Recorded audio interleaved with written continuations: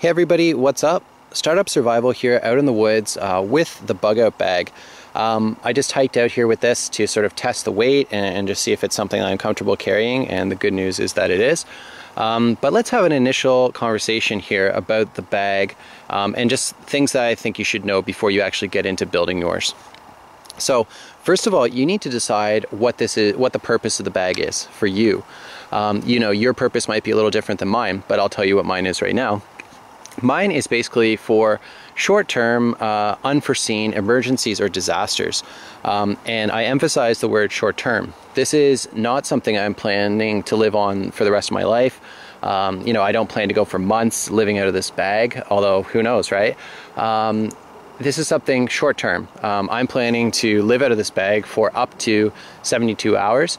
And my main plan would be to get somewhere that I could restock and get into a more stable situation, try to find, police, search and rescue, whatever, just to get stable after that initial shock of the disaster. Okay, along those lines, this is not a combat system. There's no firearms in the bag, and that's because of the overall philosophy, right?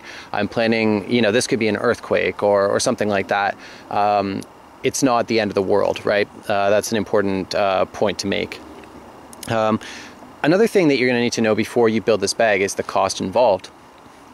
So I estimate at this point in time, I probably spent about $1,000 overall on the bag, the contents, as well as the money that I have inside of it. So it's definitely not cheap for a lot of us. $1,000 is a lot of money. So it'll take time, it'll take careful planning, and there's a lot of cost associated with that. You can mitigate some of those costs by the concept of dedicating gear and then having shared gear.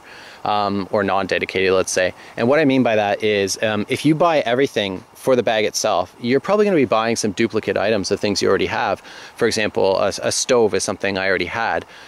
So do I want to go out and spend, $50 on a new stove only to put in this bag? Or can I trust myself to take the stove out when I'm going on a camping trip, come back, put the stove back?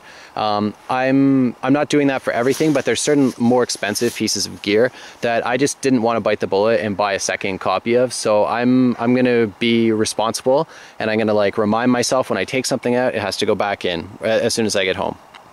Another thing to consider is not everything you're going to have with you in a disaster will necessarily need to be in the bag, right? You might have some EDC stuff like a wallet or your folding knife, flashlight, maybe your keys, cell phone, things like that you're going to have on you. So that's not going to be part of the bag, but of course that is important. That's why we carry it every day, right? So those are kind of the things I would like to mention before I actually get into discussing what's in the bag and the bag itself.